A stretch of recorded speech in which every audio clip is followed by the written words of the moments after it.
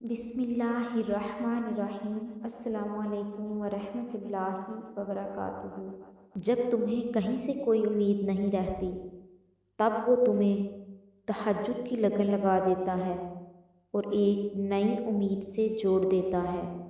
और फिर तुम जान जाते हो कि जो दर्द दिन के उजालों में नहीं सिमट पाता, वो रात की तारीकियों में सिमट जाता है।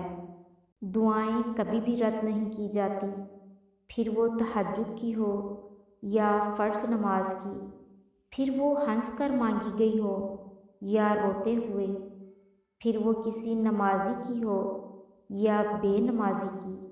वो जो दो जहानों का मालिक है, जिसके एक गुण की मुंतज़िर है पूरी कायनात, तुम्हें लगता है कि वो तुम्हें तड़पता हुआ छोड़ेगा? यकीनन नहीं। तो बस अपनी मांगी गई हर दुआ पर भरोसा रखो। तुम ऐसा क्यों सोचते हो कि खोई हुई चीज़ अब कभी नहीं मिल सकती? वो जो रहमान है ना, इसकी दस्तरस में दो जहां हैं।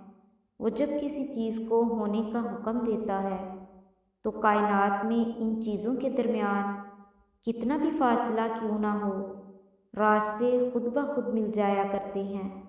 और जब तुम अपना कोई मामला इसके हवाले कर देते हो, तो वैसे ही पाते हो जैसे यकूब अलैहिस्सलाम को यूसुफ अलैहिस्सलाम लौटाए गए थे। सारी ताकतें तो तुम्हारे अपने हाथ में हैं। दुआ के लिए उठाओ इन्हें और फिर देखो क्या नहीं होता। तुम्हारा सब्र तुम्हें इन मकामात तक पहुंचा सकता है जिसका तुम गुमा भी नहीं कर सकते।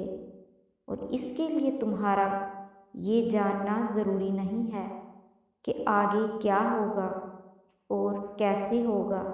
ये काम तुम अल्लाह रब्बुल इज़्ज़त पर छोड़ दो।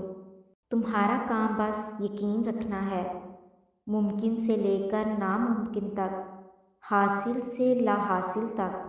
अल्लाह पाक से आप जैसा गुमान रखोगे, वो वैसा ही आपके साथ मामला फरमाएंगे।